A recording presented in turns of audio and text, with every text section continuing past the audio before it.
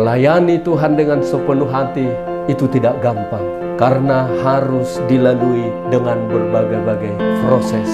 Melayani dengan sepenuh hati itu tidak mudah kita kerjakan kalau kita tidak menerima Roh Kudus.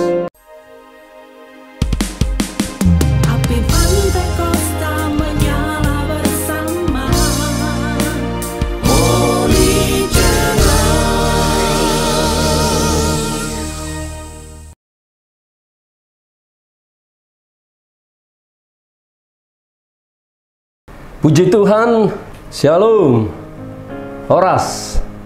Saya mau sampaikan firman Tuhan dalam acara ini yang terambil dari kitab Yosua pasal 14 ayat 7 sampai dengan ayat yang ke-11. Saya akan bacakan. Jemaat Tuhan, seluruh kita, para pendengar Holy Channel, GPD, Sumut Aceh yang berbahagia. Lewat firman Tuhan ini kita akan diberkati, dan saya akan bacakan sekali lagi dari kitab Yosua pasal 14 ayat 7 sampai dengan ayat yang ke-11. Demikian firman Tuhan. Aku berumur 40 tahun ketika aku disuruh Musa, hamba Tuhan itu, dari Kades Barnea untuk mengintai negeri ini, dan aku pulang membawa kabar kepadanya yang sejujur-jujurnya. Sedang saudara-saudaraku yang bersama-sama pergi ke sana dengan aku membuat tawar hati bangsa itu, aku tetap mengikuti Tuhan Allahku dengan sepenuh hati. Pada waktu itu Musa bersumpah, katanya, sesungguhnya tanah yang diinjak oleh kakimu itu akan menjadi milik pusakamu dan anak-anakmu sampai selama-lamanya, sebab engkau tetap mengikuti Tuhan Allahku dengan sepenuh hati. Jadi sekarang sesungguhnya Tuhan telah memelihara hidupku seperti yang dijanjikannya. Kini sudah 45 tahun lamanya sejak diucapkan Tuhan firman itu kepada Musa, dan selama itu orang Israel mengembara di padang gurun. Jadi sekarang telah berumur 85 tahun aku hari ini. Pada waktu ini aku masih sama kuat seperti pada waktu aku disuruh Musa. Seperti kekuatanku pada waktu itu, demikianlah kekuatanku sekarang untuk berperang, untuk keluar masuk. Saudara pendengar yang dikasihi Tuhan, dalam firman Tuhan ini saya akan ambil judul khotbah, tetap jaga kondisi, atau dalam biasanya disebut dalam bahasa Inggris stay fit. Ini luar biasa, orang-orang yang mau jaga kondisi. Berbicara tentang kondisi adalah dalam segala hal, yaitu kondisi kesehatan, keuangan, hubungan emosional kita, lingkungan, dan lain sebagainya. Itu kondisi yang kita hidupi dalam hidup ini. Namun kita perlu belajar apa yang disampaikan oleh Kaleb bin Yefun dalam firman Tuhan yang kita baca ini, yaitu sekalipun aku sudah berumur 85 tahun, tetapi kekuatanku sama seperti kekuatan 45 tahun yang lalu.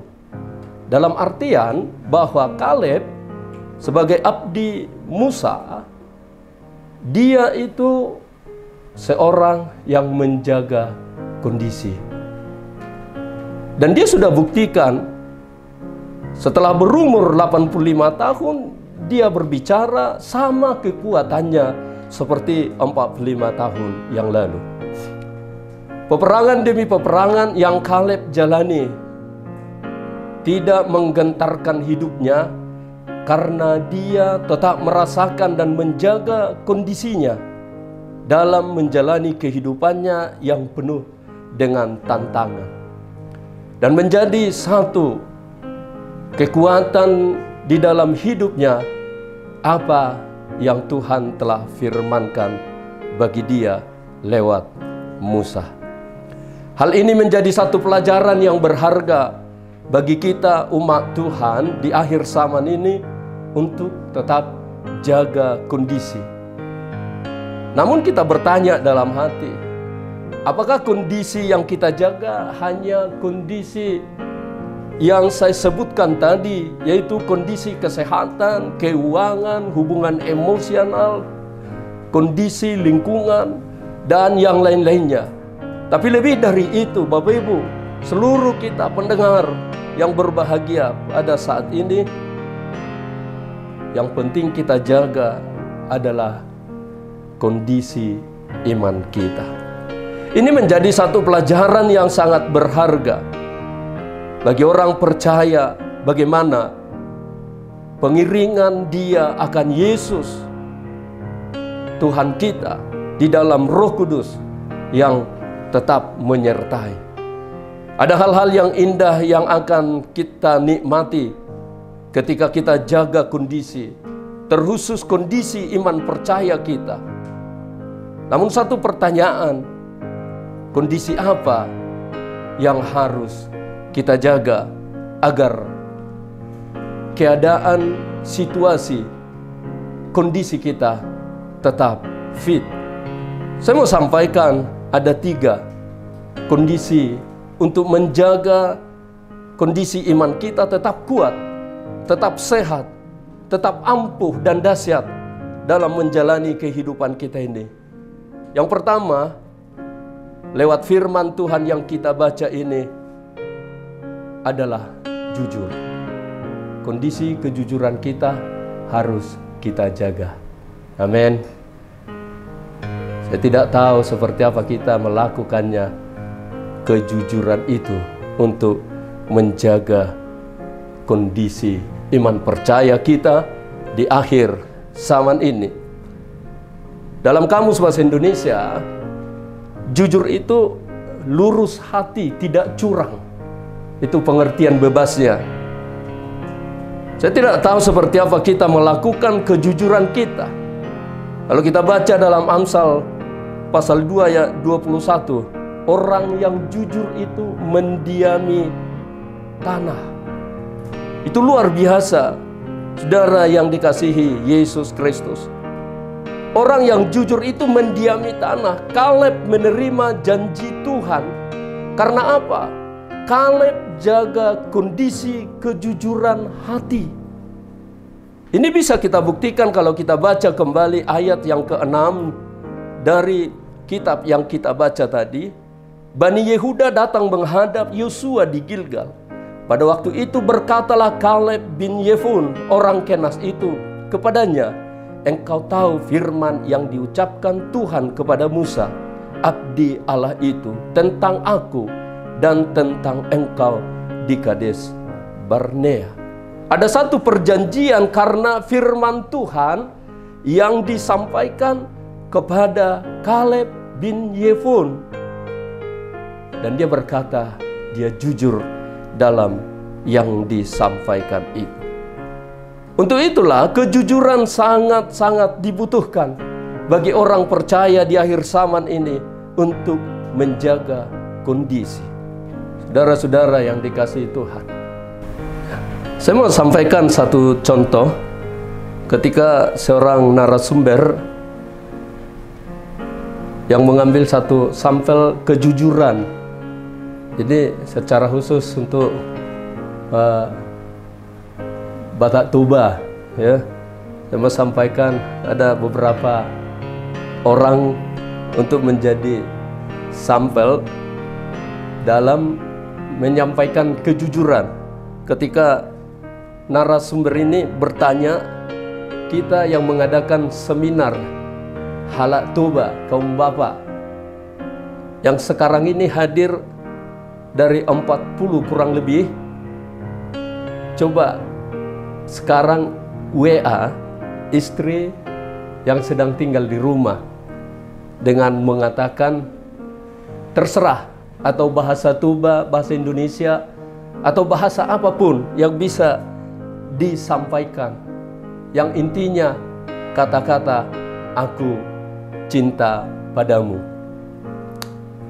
Ketika 40 orang yang menjadi sampel ini, untuk membuktikan kejujurannya, seperti apa istri dari ke-40 sampel ini yang diuji tentang kejujuran oleh narasumber ini, maka ada beberapa jawaban yang dibalas oleh istri dari rumah masing-masing. Dan narasumber ini berkata, mari ke-40 HP yang telah meng-WA atau SMS istri, coba tukar dengan yang lain. Ke-40 kaum pria ini saling bertukar. Sehingga apa yang terjadi? Saudara yang dikasihi Tuhan Yesus, di sana tidak ada jawaban selain jawaban yang tidak menyenangkan hati. Yang pertama yang menjadi sampel, ketika dia WA, SMS istrinya dengan kata-kata aku cinta padamu, dengan bahasa Tuba, langsung dia jawab oleh istrinya di dalam WA itu atau SMS itu. Dia berkata, "Ainau riti doho," artinya, apakah kau sudah gila? Ternyata aku cinta padamu, dia katakan, tetapi jawabannya, apakah kau sudah gila? Ada yang kedua, jawaban. Ketika dibaca WA dari istrinya, "Aina sumbau duniako," katanya. Artinya, mampuslah kau di situ. Nah, ke-40 kaum pria yang dengan jujur sebenarnya dia mengatakan aku cinta padamu, tetapi mungkin selama ini mereka tidak pernah jujur sama istrinya. Dalam kata-kata cinta itu, dalam kata-kata sayang itu, atau dalam kata-kata mesra yang dia katakan, dari setiap jawaban-jawaban itu membuat suami-suami bahkan yang mengikuti seminar tersebut menjadi tercengang. Karena satu pun dari antara 40 yang diambil sebagai sampel itu tidak ada yang membalas, "Iya Pak, aku cinta padamu." Di sini mungkin akan terlihat bahwa dari kaum bapak yang mengikuti seminar ini ada selama ini ketidakterbukaan atau ketidakjujuran, tidak lurus hati. Tetapi beda dengan Kaleb bin Yefun. Dia berkata lewat firman Tuhan bahwa dia adalah jujur. Saudara yang dikasihi dalam nama Tuhan Yesus Kristus, pada firman Tuhan ini bahwa dalam ayat 7, setelah dia berumur 85 tahun, dia menjaga kondisi kejujurannya, dan dalam ayat yang ke-7 dia katakan bahwa aku membawa kabar sejujur-jujurnya. Dia pelihara kejujuran itu. Dia tidak membuat satu statement yang tidak baik tentang apa yang disuruh atau yang diperintahkan oleh Joshua kepada mereka waktu mengintai daerah itu. Dan Kaleb bin Yefun jujur. Dan kita percaya kejujuran itu adalah salah satu kondisi yang kita jaga untuk kita tetap fit di dalam firman Tuhan.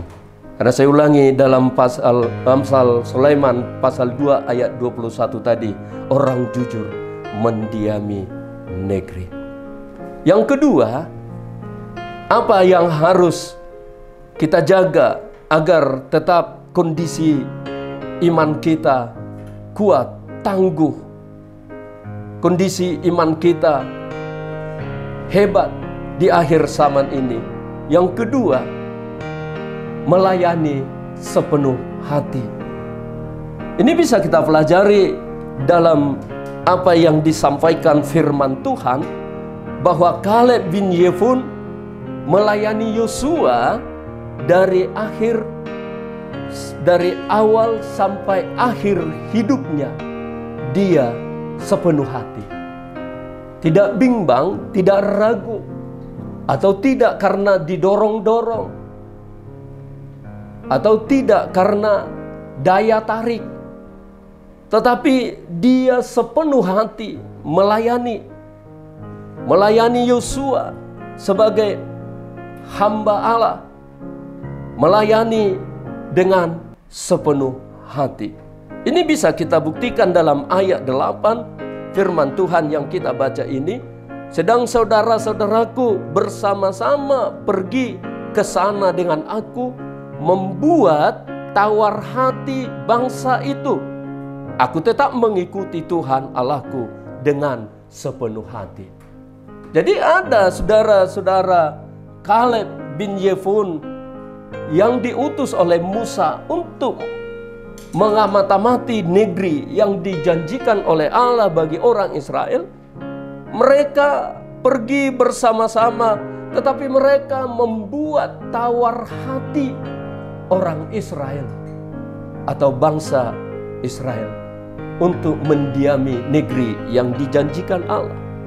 Mereka membuat hati bangsa itu tawar hati. Tetapi Kaleb bin Yefun, aku tetap mengikuti Tuhan Allahku dengan sepenuh hati. Saudara yang dikasihi Tuhan, tidak setengah-setengah. Bahasa Toba tidak golom ria-ria, tetapi teguh. Karena dalam Bilangan pasal 32 ayat 12, Kaleb bin Yefun dan Yosua bin Nun mengikut Tuhan sepenuh hati. Ini bisa kita baca dalam Bilangan 32 ayat 12, bahwa kedua saudara ini, hamba Allah ini, Kaleb bin Yefun dan Yosua bin Nun, mengikuti Tuhan dengan sepenuh hati. Untuk menjaga kondisi kita tetap fit, secara khusus kondisi iman kita, apalagi di akhir zaman ini, maka kita melayani Tuhan, melayani pekerjaan Tuhan harus dengan sepenuh hati. 10 orang dari mereka adalah tawar hati dan menjadi perusak. Tidak jarang kita lihat baik yang menyatakan dirinya orang percaya bisa menjadi perusak kalau tidak dengan sepenuh hati melayani. Untuk itu, saudara yang dikasihi Tuhan, kita dalam melayani Tuhan ini harus sepenuh hati. Satu jemaat yang oleh Rasul Yohanes dalam penglihatan dia peringatkan, jangan melayani dengan suam-suam kuku, tetapi harus dengan sepenuh hati. Dan itulah yang dilakukan oleh Kaleb bin Yefun, menjaga kondisi kekuatan, menjaga kondisi kesehatannya, menjaga kondisi hubungan emosionalnya sebagai hamba Allah, sebagai nabinya Tuhan yang menyampaikan kebenaran dan dengan kejujuran dan dengan sepenuh hati. Dan apa yang dia rasakan, dan dia berbicara dalam firman Tuhan 45 tahun yang lalu, seperti itulah kekuatanku hari ini. Kaleb menikmati berkat, yaitu tanah Hebron. Saudara yang dikasihi Tuhan, melayani Tuhan dengan sepenuh hati itu tidak gampang, karena harus dilalui dengan berbagai-bagai proses. Melayani dengan sepenuh hati itu tidak mudah kita kerjakan kalau kita tidak menerima Roh Kudus. Dan Kaleb bin Yefun ini menjadi satu contoh seperti apa yang dinyatakan dalam hidupnya. Dia kuat melayani Tuhan, menjaga kondisi imannya, karena dia sepenuh hati melayani Tuhan. Sekali lagi, dalam Wahyu pasal 3 ayat 14 sampai 19, jemaat Laodikia dimuntahkan Tuhan dari mulutnya karena suam-suam buku, tidak sepenuh hati. Maka di akhir zaman ini seluruh jemaat Tuhan, kita yang mendengar siraman rohani ini, kita harus melayani dengan sepenuh hati. Yang ketiga, yang terakhir, bagaimana atau dalam pertanyaan tadi, kondisi apa yang harus kita jaga agar tetap kondisi iman kita kuat dan mampu dalam menghadapi tantangan dan berbagai tantangan yang harus kita lalui. Yang ketiga, semangat. Kalau dalam bahasa Toba, semangat itu adalah tudi nabir. Artinya roh yang kuat, roh yang teguh. Karena dalam Amsal pasal 18 ayat 14, firman Tuhan berkata, orang yang bersemangat akan dapat menanggung segala penderitaannya. Artinya proses perjalanan hidup ini bisa kita lalui ketika kita bersemangat. Firman Tuhan berkata, hati yang gembira adalah obat. Ini kita lihat bahwa Kaleb bin Yefun adalah seorang yang bersemangat. Artinya seperti yang saya sampaikan dalam bahasa Toba, mertudi nafir. Dia punya kekuatan yang sangat teguh. Dalam ayat 9 dikatakan, pada waktu itu Musa bersumpah, katanya, sesungguhnya tanah yang diinjak oleh kakimu itu akan menjadi milik pusakamu dan anak-anakmu sampai selama-lamanya, sebab engkau tetap mengikuti Tuhan Allahku dengan sepenuh hati. Dalam hal inilah Kaleb bin Yefun bersama dengan Yosua memiliki semangat, sekalipun tantangan demi tantangan, peperangan demi peperangan yang dia akan lewati, yang dia akan hadapi, jalani, lalui. Kaleb bin Yefun adalah orang yang bersemangat. Dan sampai dia menerima janji yang luar biasa berkat Tuhan. Yang pada ayat 9 yang kita baca tadi, bahwa tanah yang dia injak oleh atau yang diinjak oleh kakimu itu akan menjadi milik pusakamu. Kurang lebih 45 tahun dia tunggu-tunggu janji ini terjadi. Maka selama 45 tahun kurang lebih Kaleb bin Yefun bersemangat dengan segala kekuatannya, dengan segala kejujurannya, dengan sepenuh hatinya dalam melayani Tuhan. Dengan semangat itu, Kaleb bin Yefun menerima janji dari Tuhan karena dia tetap menjaga kondisi atau situasi kondisi imannya, dan dia menikmati tanah Hebron menjadi milik pusakanya dan sampai kepada anak-anaknya dan keturunannya. Saudara yang terkasih di dalam nama Yesus Kristus, dalam firman Tuhan yang bisa saya sampaikan pada saat ini, untuk tetap jaga kondisi, stay fit. Yang kita jaga iman kita agar tetap teguh, kuat dalam situasi kondisi apapun sampai kedatangan Tuhan yang kedua kali bagi orang percaya. Maka tetaplah jaga kejujuran itu. Tetaplah melayani Tuhan dengan sepenuh hati. Dan tetaplah yang ketiga, bersemangat.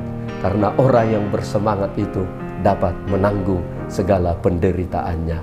Firman ini, firman yang mengubah hidup kita untuk lebih tetap kita kuat di dalam Tuhan. Haleluya.